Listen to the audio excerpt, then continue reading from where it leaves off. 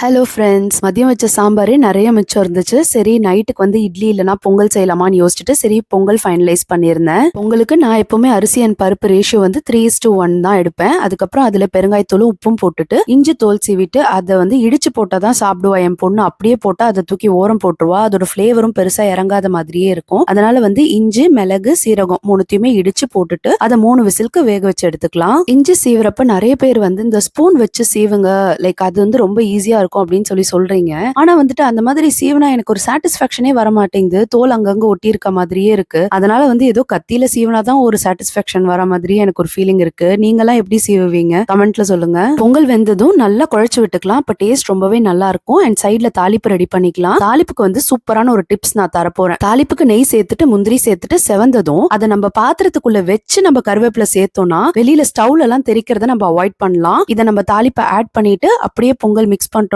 தலன்னு Pongal ready ஆயிடுச்சு. நான் அந்த தாளிக்கிற கரண்டிலேயே போட்டு சர்வ் பண்ணிட்டேன். அப்ப அந்த கீ இருக்கும்ல, சோ அது கோட்டடா நல்லா இருக்கும் பாக்குறதுக்கு அப்படின்னு சொல்லிட்டு நல்லா சாம்பார் ஊத்தி அடிச்சு நவுத்தியாச்சு. நல்ல தூக்கம் வரும்னு நினைக்கிறேன் இன்னைக்கு நைட்டு. வீடியோ பிடிச்சா ஃபாலோ பண்ண மறக்காதீங்க. பை.